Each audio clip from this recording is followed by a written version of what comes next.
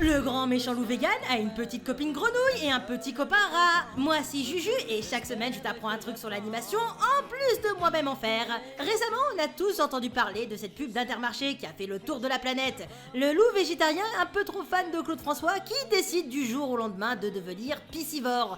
Et non pas vegan ou végétarien vu qu'il continue à manger du poisson. Cette pub est géniale, elle a fait le tour de la planète. Les Américains n'ont fait que parler de ça pendant plusieurs semaines, en plus d'en faire des fanards. Dans certains que je n'aurais aimé pas voir en faisant les recherches pour cette vidéo, mais bon, internet reste internet. Parlant de faire mes recherches, je suis tombée sur le studio Illogique, créateur de ce spot publicitaire. Et je suis tombée sur les fesses. Non, cette fois c'est pas un studio d'animation. Créé par Théophile Dufresne, le studio est responsable de plein de petits courts-métrages vraiment très cool, comme par exemple Garden Party, un court-métrage de quelques secondes avec des grenouilles qui envahissent une villa. Et je tiens à vous dire que l'aspect graphique est extrêmement joli. On a plus l'impression de voir un véritable documentaire plutôt qu'un film d'animation, si bien qu'il a été nommé pour l'Oscar du meilleur court-métrage animé. Et en termes de long-métrage, ça donne quoi? Eh bien, sachez que le studio travaille sur Scavengers, où dans une mini-ville remplie de déchets, Jimmy le rat et Nina la grenouille doivent survivre à une pénurie de nourriture, car le camion de poubelle n'est pas passé depuis plusieurs jours. Le projet a été dévoilé et promu lors d'un événement au Festival d'Annecy 2023. Et le studio continue d'avancer sur sa création, en plus de chercher des partenaires financiers. Si vous avez aimé Le Mal-Aimé, bah déjà c'est très rigolo pour aimer un mal-aimé. Je vous invite à aller voir le teaser de Scavenger. Il est facilement trouvable sur YouTube. Et je suis content, malgré le fait qu'on vit dans une époque où l'IA terrifie les petits artistes, que en France on reste le pays de l'art et des métiers. Et ça prouve aussi que Montpellier, la ville où est d'origine le studio Illogique, c'est pour autre chose que des gens mal polis.